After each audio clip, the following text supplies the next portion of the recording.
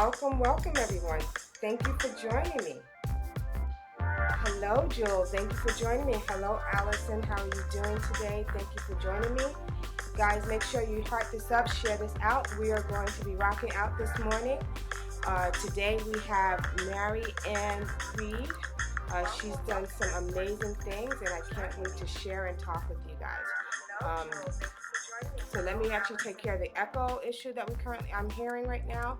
Let me know if you guys are hearing me okay, and if there is, hey Stephen, how are you doing? Thank you for joining me. I appreciate you hanging out with me. Hello Robert, thank you for joining me. Thank you for hanging out with me. I really appreciate it. You guys make sure you share this out, right? Share this out because we're going to have a great time. Now I know we are currently streaming from 3 locations, okay? We are streaming from 3 locations. We're streaming from YouTube Live, we're streaming from Facebook Live, and we're also streaming from Periscope. So this should be fun, right? This should be fun. I don't know about you guys, but I am very excited. So let me get a couple of things set up. Hey, what's up, Rudy? Do me a favor, invite your followers and share this out. Thank you for joining me. Thank you for joining me. Hold on, I'm about to pop in. Hey guys, how are you doing this morning? Thank you for inviting your followers. I appreciate it. Let me know if you guys hear me okay. If you hear me okay, give me some ones, okay? Let me know that you guys hear me okay. And we are going to get started and rocking out. How's everyone doing this morning? What was the first platform? Oh, the first platform is I'm on Facebook Live. Well, I'm on my preferred platform is Periscope, but I'm also on Facebook Live and I'm also on YouTube Live as well, in addition to Periscope. So you guys, thank you for joining. Hello, Sally YG. Thank you for joining. Share this out. Make sure you guys follow me because I come here every Saturday at 10 a.m. and I bring amazing guests who want to come and share their knowledge with you, right? I know a lot of people are entrepreneurs. I know people, there are people who are 9-to-5ers and who want to, just improve on their careers and stuff. And I bring guests that are going to help you do that, right? So how is everyone doing this morning? Thank you for following. Thank you so much. Thank you. I appreciate this. This is going to be fun. So let me do this. I need get some more people in here. Hold on one sec. Let's get some more people in here, because this is where it's going to be for today. And if you didn't know that this guest that I'm bringing here, she is like hot like fire, I mean, all my guests are like hot like fire, and I immensely enjoy doing this because I get to learn a lot, and you get to learn, and I get to learn right along with you. So this is what we're going to do. Give me 1 second. Let me go and greet my other viewers. And thank you. So if you guys can hear me okay, give me a 1.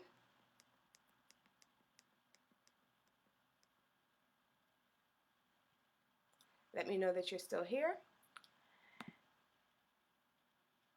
Okay, so anyway, so let's do this. We're going to take a really quick commercial break while we get some more people in here, and we will let me get set up some more. Okay, see you guys in a minute.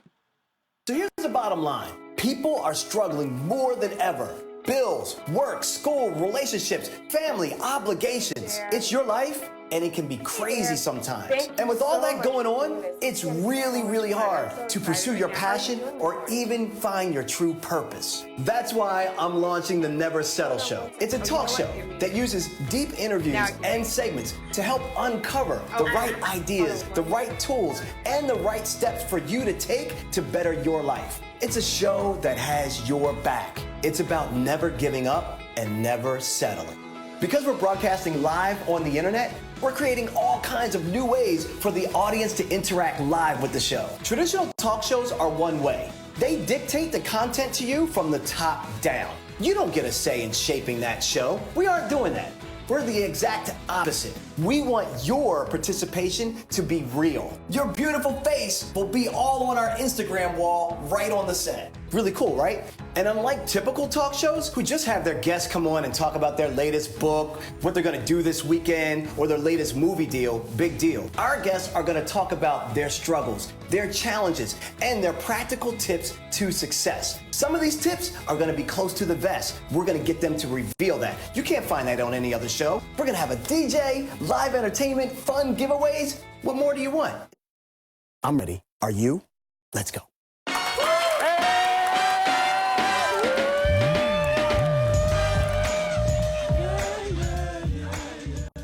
So here's the bottom line. People are struggling more than ever. Bills, work, school, relationships, family, obligations. It's your life, and it can be crazy sometimes. And with all that going on, it's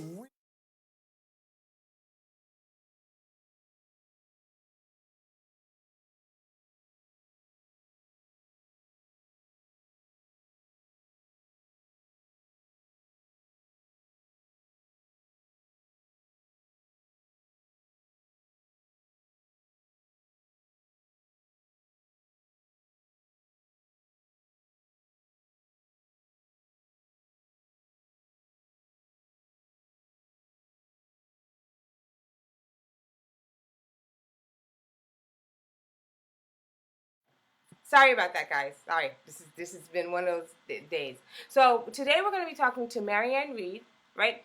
Who is a digital managing editor of Black Enterprise, and she's going to be talking about her experience in Abu Dhabi, living abroad in Abu Dhabi, and also talking about the importance of going global. So oftentimes, us as entrepreneurs and even us as career professionals, we kind of look at our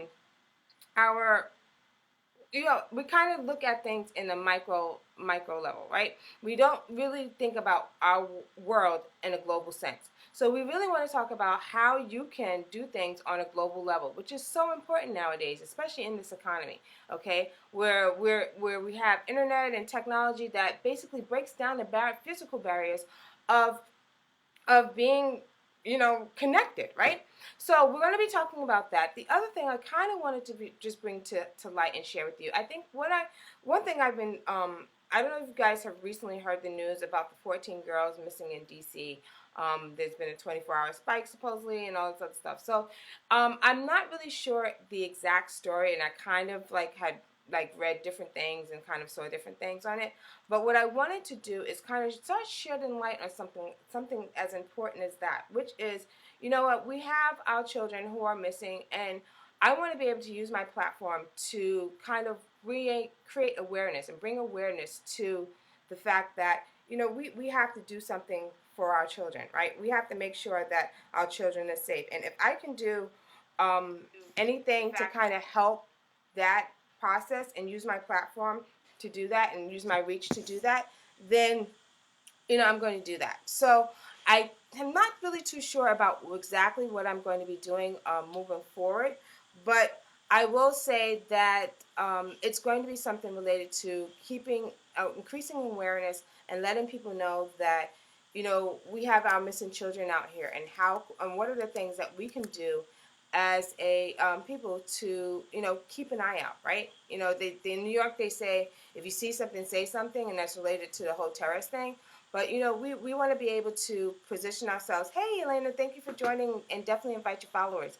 We want to increase our awareness. We want to, hello, Lady CRS2, thank you. You guys definitely follow us out. So moving forward, I am going to take, good morning, ladies. I thank you for joining.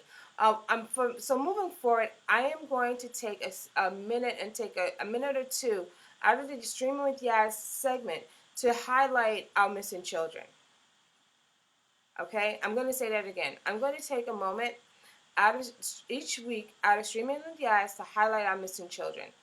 Because like I said, if I can use my platform to do something good, to increase awareness to issues that I think are important, I am going to do that, okay? So thank you guys for hanging out with us. Thank you for sharing and inviting. We're going to be starting in a few minutes, okay? So how are you guys doing this morning? How are you guys doing? Give me some crazy emojis. Let me know that you guys are here. Let me know that you guys are feeling this. Just let me know, because we're going to be rocking out, and I'm so excited. I've actually been following Maryann for quite some time. And she's, hello, uniquely yours, Jody. Thank you for joining. Hold on one second. Let me get some things, some crazy emojis.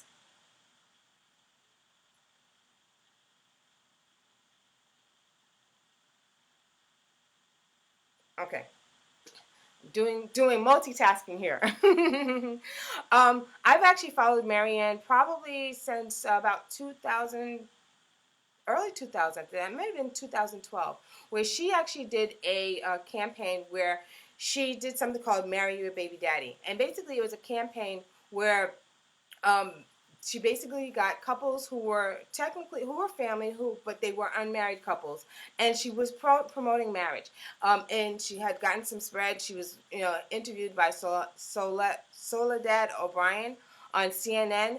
And had did some really great works, and I kind of been following her since then. And we have talked, previously. And when I was thinking about guests for Streaming with Yaz, she definitely came up, and she was definitely someone that I was like, I definitely need to have her on. So I'm really, really excited to have her on. I cannot wait for you guys for her to share her experience in Abu Dhabi, her experience just being a black woman who's living abroad in a Muslim country, and just kind of sharing with you guys. So we're going to be starting in 1 minute, 1 minute, 1 minute. But in the meantime, do me a favor. Invite your followers. Let me say hi to my people on Facebook Live. How are you guys doing? I'm so glad you guys are hanging out with me on YouTube Live. Thank you for joining me. I appreciate it. Hey, what's up, Sandra? Thank you for hanging out with me. Definitely heart this up and share this out. Okay, and we're going to be starting right now. Thank you for sharing on Twitter. I really appreciate this. And we're going to be starting. So let's get rocking. Hold on one sec.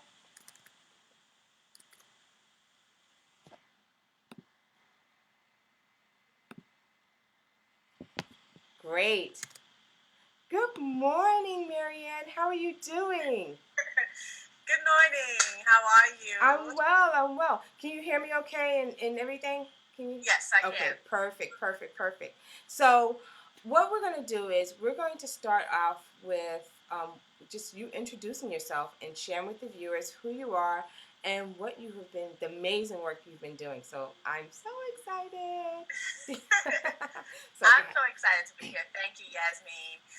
As you know, this morning I was looking forward to our interview, and I wanted to do everything I had planned to do before this morning. So I did one of my beach body workouts, and I said I have to get my hair ready and everything. But everything didn't come out quite exactly as I planned. Right. But here we are. It's Saturday morning, right? Exactly. So you know what? It doesn't even matter. As long as you brush your teeth and wash your face, you're good. And that's exactly what I did. It's Saturday morning. I was like, no need to show up in a suit, in a flowing gown. Right. I'm working out, and I said, I want to bring my best energy to this interview. And here we are. So thanks again. Yes. And I think, one of our initial conversations, we were talking about Abu Dhabi, right. and living globally, working globally. Right. And you mentioned that now I'm the digital managing editor at Black Enterprise. Yes. And many years, and a couple years before that, I had traveled to Abu Dhabi, and you just shared on one of my most important projects, Marry Your Baby Daddy Day, which really set a precedent for me career-wise to always try to strive. And if I feel that I am in a place that I feel I cannot move forward, right. or that I'm standing still, I fly. And I took the time to fly 10,000 miles away from home. Wow. In 2013. Wow.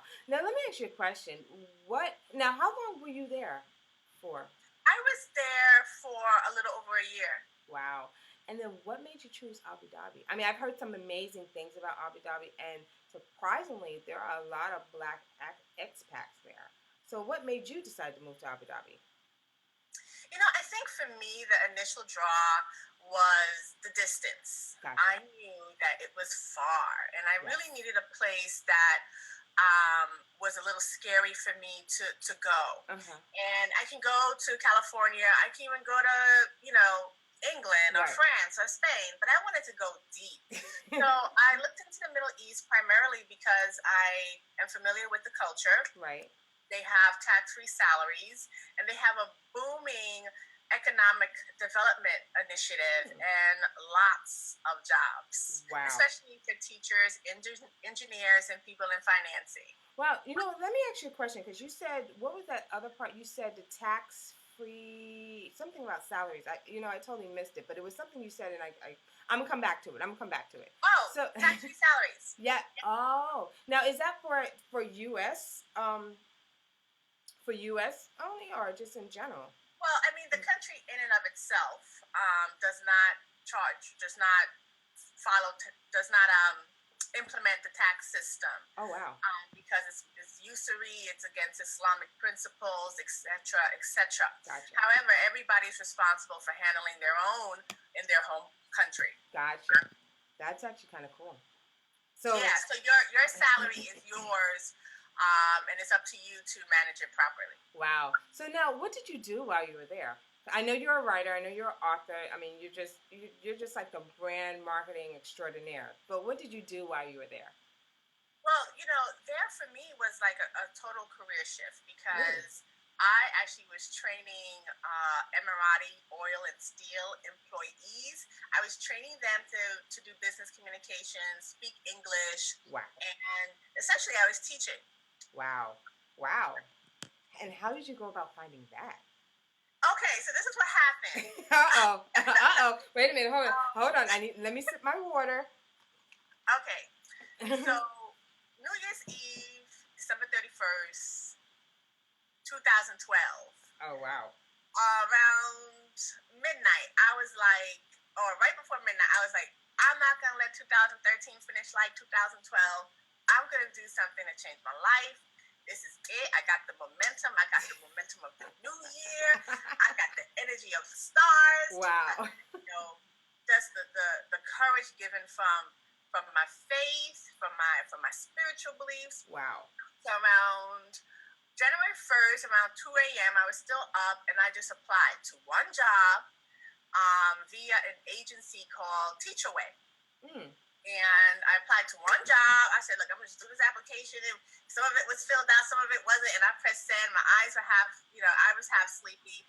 And I set it and forget it. And I just went about my life. Right. And then 3 months later, a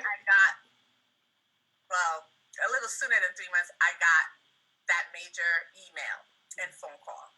Wow. Yeah. That said, are you available for an interview? And we all want to get that email. Right, exactly. And then how long did it take from the point that you sent that email, had the interview, to then saying, hey, you know what, we want to hire you, and we want to, how long did that process take? It took a long time, Yasmin. Mm-hmm. I mean, when I got the email in January or maybe February that said, are you available for an interview? I didn't get set up for an interview until March, more or less. Wow. And they came to New York. Really? They were actually interviewing lots of people at the West End. Gotcha. in New York City. And there were pilots, there were lawyers, there were teachers, there were, media folks. Everybody wanted these jobs. Wow. And it was organized. It was done very well. And I did my first interview face to face, but they do a slight screening process, the agency, before you get the invitation to the interview. Gotcha. Okay. And why don't you share with us what that screening process is like? Because I know there are a lot of people who are interested in traveling abroad, and they're not really sure exactly, what that process is like. So why don't you share with us what that screening process is like, if you can? Yeah, sure. The screening process is a lot easier than a lot of people think. I don't have a teaching license. Right. I don't have a bachelor's in education. I have a master's in creative writing. Right. And I have college teaching background and some elementary school teaching.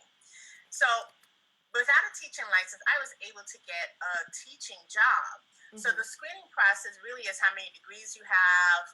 Even if you just have a bachelor's, you still qualify probably to teach younger children. I taught college aged. Okay. So they really they verify your resume, your credentials, like any employer would here. Right. reading your resume, seeing your cover letter, vetting you to be a professional. And the rest is really up to you to really sell who you are. People make life way too complicated yet. They do. It's really not that hard. They do. You know what I think it is? I think and someone asked, where are you? She's back on stateside. This is her experience when she was in Abu Dhabi for a couple of years in 2013. But you know what we do? We do. And I know for myself, I sometimes overthink a lot of things. And if we just keep it simple, you know that saying, and I'm not calling anyone stupid. Let me just say that. I'm not calling you guys stupid. I'm not calling me stupid, right? I'm just saying, keep it simple, stupid. So, yes. we got to kiss it. Come on, kiss it. So, that is so true. So, once you got, what was your family's reaction like when you said, okay, I'm picking up and I'm moving to Abu Dhabi for a little over a year? Did you know that you were going to stay there a year? And then two, what was your family's reaction?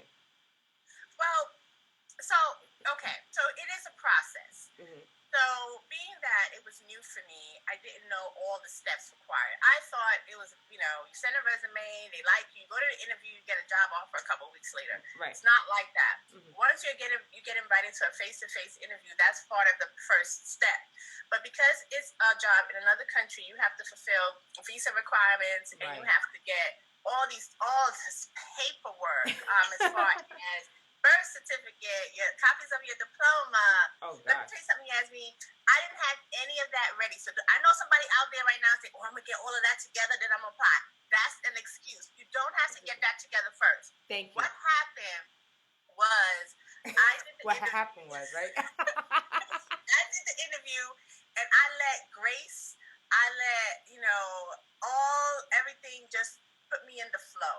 Right. Okay, I said, look, I don't know what's going on. I don't even think the interview went right because these men didn't even give me eye contact at all. But then I realized it was part of their culture not to give women direct eye contact. So gotcha. I wasn't sure I got the job. But then a couple months later, it took a while before I heard anything. I got the job offer, and I had 3 days to decide if I want it or not. Are you serious? Wow. 3 days, Yasmin, and I was like, how do they expect me to make this major decision and in 3 days? They said basically you figure it out. Yeah, figure it out if you're really serious. Wow. And that's what I did. I said yes. My family was supportive of me. I think everybody was in shock. They were like, okay, yeah, that sounds good. Do it. Because nobody really believed it would really happen. Right. Maybe by the time the job starts, I would get some amazing, publicity and have my own talk show or something crazy like that would happen, and I wouldn't have to go, or some really fly, career path would emerge, right, or some new project.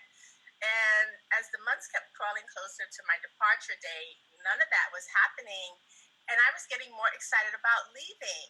Wow. And during that time, though, I had a lot of moments where I wasn't sure I wanted to go because there were so many, things they needed, like passport photos, and, they wanted me to get, send in my fingerprints. I'm like, I never did stuff like this, It just seemed very, invasive, right? Yes, kind of invasive. But then again, I'm asking to work in somebody's country for them to trust me. Yes. So I really had to do some processing, and then right after, I finished my paperwork, decided yes. Well, right after I decided yes, I continued the paperwork process. Right. And about a couple of weeks before my departure date, I got my plane tickets. Wow. From them. Yeah. So 3 days you had, basically we're waiting. And so it seems to me that this process took a half a year or more than a half a year? Exactly. It took about 6 to 8 months. Wow. Okay, someone wants to know, and I was going to ask you a question, but let me post a question from the viewer. They want to know, how difficult was it to acclimate to the new culture? That's a great question, and it wasn't very difficult. As I thought, I always describe it as living in Florida. Really? As far as the environment is concerned. Right. Not as far as what they wear, right? Well, not beach bums. Yeah, I think we have a conception of the Middle East being Saudi Arabia. There are many other countries in the region, especially in the Gulf region, which are more have more Western influence. Gotcha.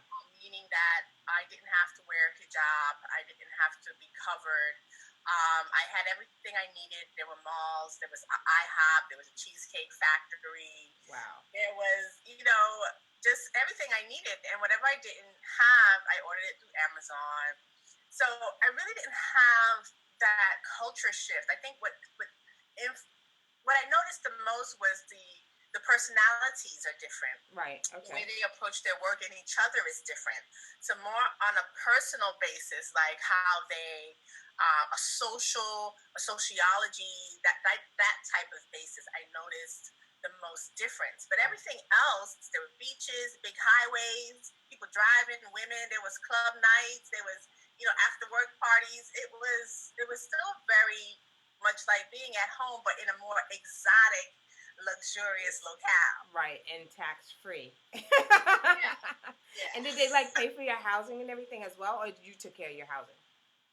Yeah, so they provide everything. They give you airline tickets to get there. They give you relocation money so you can find your apartment and set yourself up. And they also pay for your apartment. So you may not have any rent if you have that type of contract, or if you have a contract like mine, they gave me a housing allowance every month that paid my rent. So some companies will just say, here, this is your apartment, this is where you're going to live. You don't have to pay anything else. And other places like mine were every month will give you your housing allowance and you use it to pay for your housing. Wow, okay, so wait a minute. Guys, listen up. This is what's going to happen right now. We're ending this interview right now. Sorry, Maryann, we're going to have to talk afterwards, right? We're going to end this interview right now, and I'm going to get the link from Maryann, and I'm going to apply right now. I got work to do. It's funny because I actually have my husband's friend, one of his best friends. He lives in Abu Dhabi. I'm pretty sure he lives in Abu Dhabi, and he talks about let's talk about the us as Black Americans moving to Abu Dhabi, right? Because there are countries that we could go to that are not necessarily so friendly to us, right? Just because. So let's talk about that experience and being a Black expat. That's a great question. When I was doing my application, I had the option of also applying to China and Japan, right, and other countries that were probably more acceptable. Right. But for me as a Black woman, I wanted to be around other brown people. My culture, closer to, a certain type of experience that I may not have had before. Right. So as a Black woman in Abu Dhabi, I felt accepted. I felt respected. I think everybody's experience is different because we all project onto others. So my experience is not going to be like every Black woman's experience, but I felt like I was treated like a princess. Wow. Over there. And I think a lot of that had to do with just black women. Anybody I met, I didn't meet anyone who felt they were mistreated. I actually felt safer there as a Black woman. Really? I think when it comes to other ethnicities or other colors like white women or certain types of European ethnicities, it's a little different because of the historical connection to the region and to the imperialism and to all of that historical part. But with Black women and maybe just Black people there, we somehow integrate more easily. Really? And there was we set up our little our hubs, our communities, we have our parties, and we also integrate more easily with the Emirati culture and the Arab culture because some Black people, especially Black Americans, are already Muslim, already practicing their religion. And also, a lot of Africans are in Abu Dhabi and Dubai. They're doing business, they're traveling, they're studying. So there's quite a few Black people, and Africans and African Americans are treated a little differently. And, there's a lot of things based on where you come from. But all in all, I felt safe. I felt taken care of. And I felt like, and I'm not even going to say I felt like I was at home. Okay. I felt like, because being here in America, you're very conscious of your color. And I'm Black and he's white and everything. or you are aware when you're the only Black person in the room. Right. When I was there, I just felt like I felt like I belonged. Wow.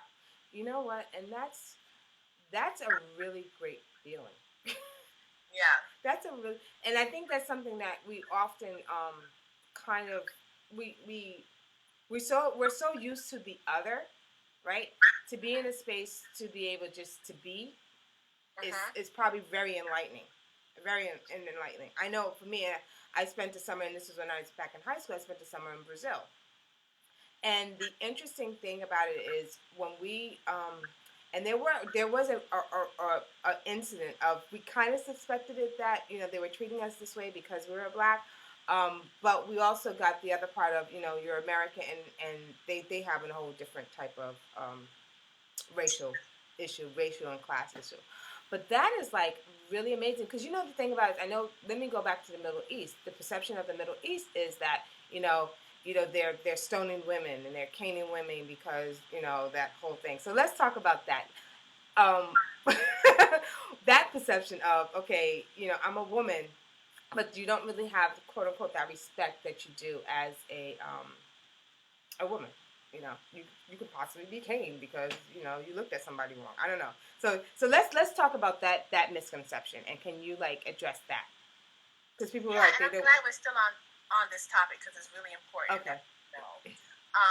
Yes, there are some things going on in the region that Americans may not understand, especially American women.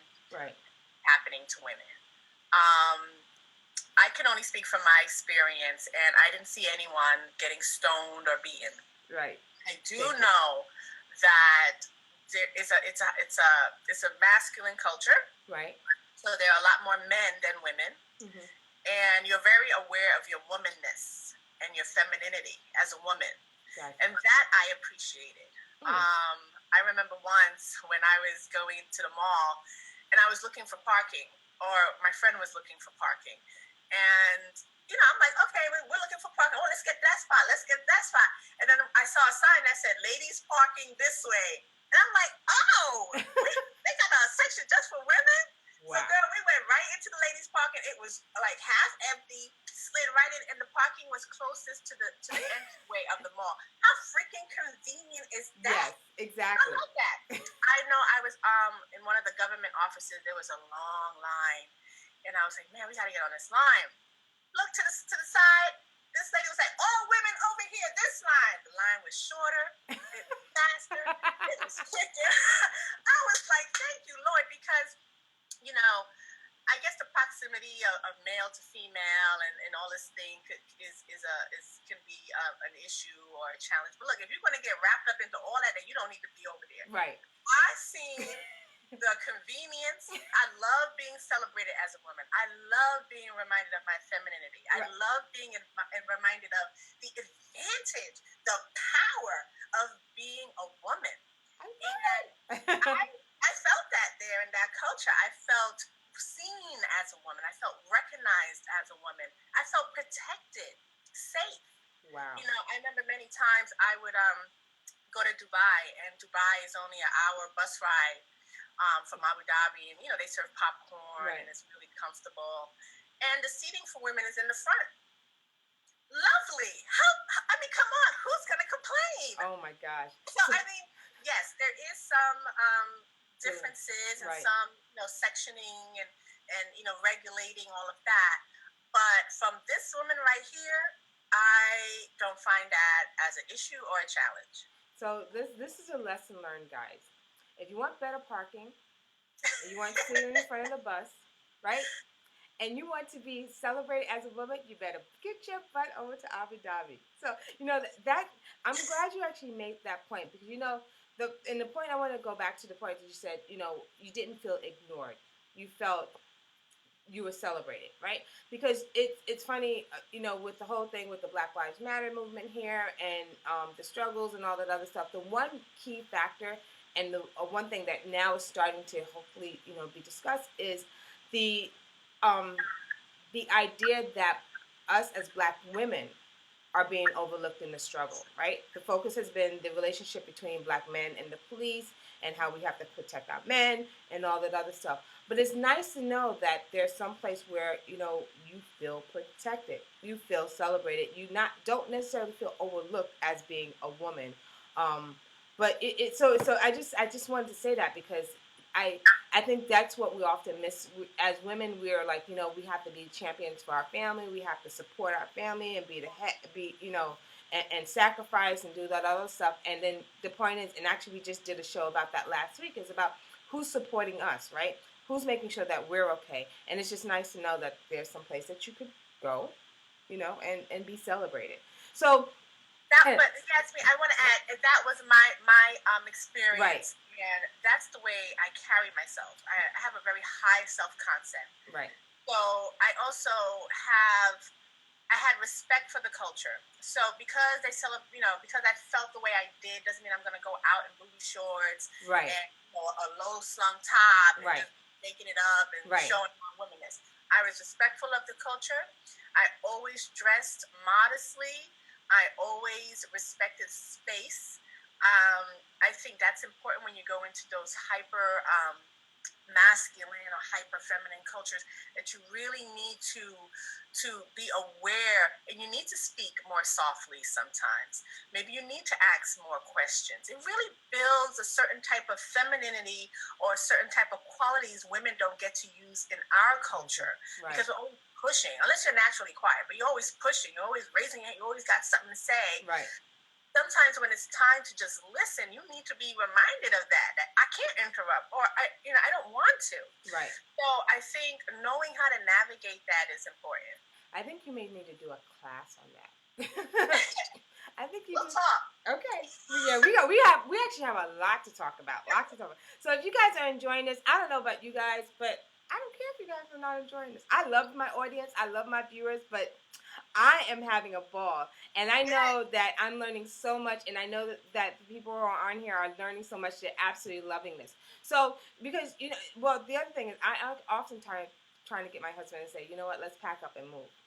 He's not feeling it. I'm working on it. Because I'm like, let's get out of here. No tax free and all this other stuff. Let's do this, man. Right? We could pay our rent here. We have our pay our maintenance here, and then, you know, have some place where we're not paying anything. So let's. There were so many families out there. I was actually shocked. Thank you. There were single moms with their kids. Like, look, we're starting over. We didn't have anything. This was going on back at home. We came here to start over. I saw families, husbands and wives with their children because one of their spouses had an employment opportunity. And there's a community for expat wives where their husbands are working, or whoever, expat husbands, right, where they form their own community and really help each other, you know, integrate, really, you know, and keep them, you know, find their own, you know, life within someone else's. Because right, sometimes that happens. People are like, you know, dragged to another country because of the economic opportunity. But I'm just letting everyone know, don't feel that if you have children or if you're married or you have this and that going on, that you can't go. There's employment opportunities, there's life opportunities. And if you have a family, they will pay for your whole family. They will pay for the education of your children. They'll pay for the schooling. So it's not like, I know somebody out there right now like, oh, I got to save money if I'm taking my child. Right. No, they will cover you. Wow. So definitely something to consider. You know, and that's funny you said that, because that could really be a financial game changer. Like, that really could be a financial game changer, to be able to be in a space where you have your basic living expenses covered. You have you're getting paid. It could be a definite, and I think a lot more people are hesitant of that, because it's just, you know, it's out there, it's somewhere out there in that space, and they don't really know what that is. But if they really sit back and think about it, you know, you really could basically set yourself up, you know, for the next 10, 20, 15, 30 years. You know, I think that's very important.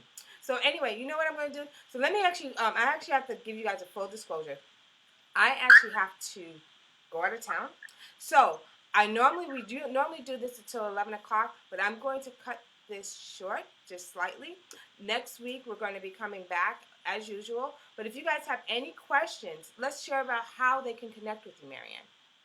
Sure. If anyone is interested in connecting with me, you can go to, oh my God, there's so many places. Find me on LinkedIn, Maryann Reid. Mm-hmm. You can also follow me on Twitter at The real alphanista at twitter.com, so you can follow me at real alphanista, and you'll have my contact information, right, Yasmin, for anyone who wants to reach out to me. I give courses on this. I teach about everything I've discussed. So you can also find my books on amazon.com. Just put Maryann Reid, and all my books will come up, especially including one I wrote in Abu Dhabi called This Life. Yes, and she does a lot of writing on LinkedIn and amazing posts. Let me say, someone said, I just stumbled into this, but I'm so glad I did. Great information. Need a passport now. Thanks. So this is great. They said, thank you, Maryann. We appreciate it. It's funny you say, I just shared one of your articles on Facebook about introverts. Got some interesting feedback. Someone said, I know that's the truth. So thank you very much, Maryann. If you don't mind hanging on for 1 second, let me say goodbye to my viewers. And we'll chat really quick because I want to be respectful of your time. Okay. Thank you. Thank you. So guys, what did you think about that? That was I had a great time. And this was amazing. The real Tiff Love, thank you for joining. I appreciate it. You guys have to watch the replay, okay? The replay is going to be up. You're going to have to check her out. She's amazing. So make sure you guys follow her. Make sure you share this out. Make sure you come back and watch it. Yeah, it was great information, right? It was. So remember what I said. You can follow Maryann. We have put this in Jewel has been putting her links and stuff in the comments, so definitely follow her. Watch the replay, you'll have all her information. So I've never seen it that way. Neither did I. And this actually I've always wanted to go abroad and live abroad.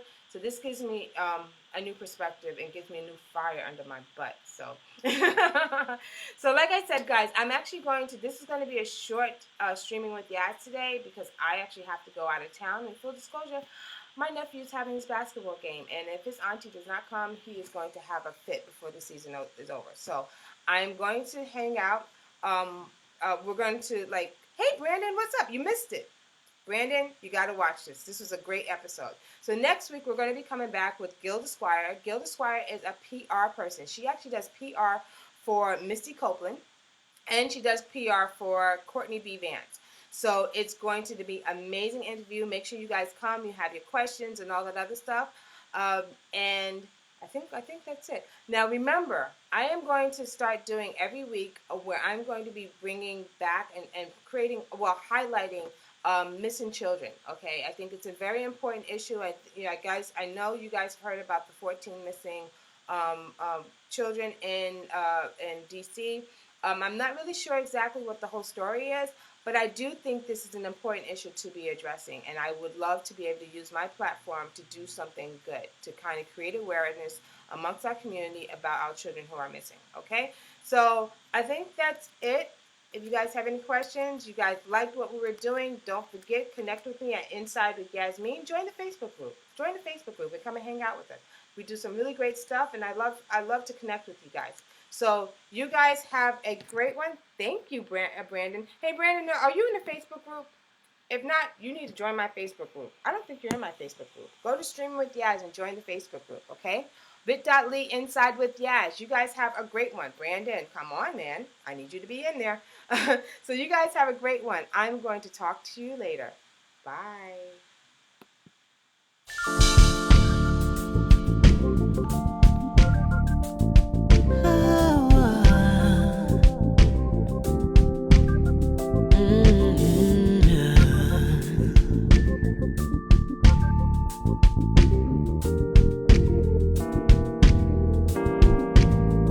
We live our lives, we miss the times when it was safe outside and no one had to die. Where is the world we could believe in? Do we even care? Do we want to see it? Let's go back, let's get back to love. Let's take the future by the hand, take it back where every man could dream together. Let's go back,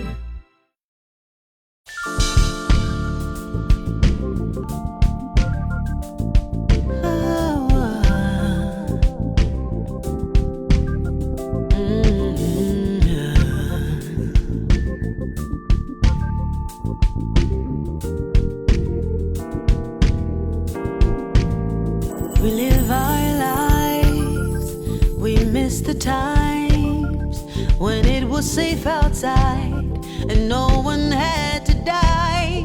Where is the world we could believe in? Do we even care? Do we want to see it? Let's go back, let's get back to love. Let's take the future by the hand, take it back where every man could dream together. Let's go back, let's get back to love. Let's take the future by the hand, take it back where every man could live together. Let's go back. We lost our dreams because we chase our fears. So many nights we cry, so many wasted tears. It could be different. There is a way, but we know the answers in the words we pray. So let's go back, let's get back to love. Let's take the future by the hand, take it back where every man could dream together. Let's go back, let's get back to love. Let's take the future by the hand, take it back where every man could live together. Let's go back to a place that we all could believe in. A life where love and peace could rule the world. Can we open our hearts for the children? I know that there is hope. Let's go back, let's get back to love. Let's get back to love. Let's take the future by the hand, take it back where every man could dream together. Let's go back, let's get back to love. Let's take the future by the hand, take it back where every man could live together. Let's get back to live we can. Take the future by the hand, take it back where every man could dream together.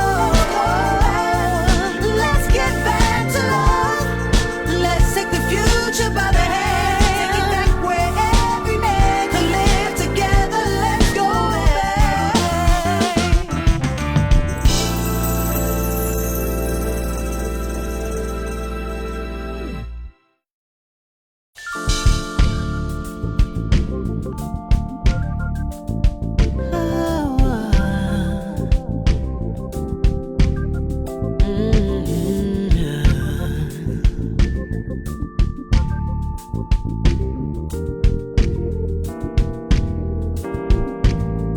We live our lives, we miss the times when it was safe outside and no one had to die. Where is the world we could believe in? Do we even care?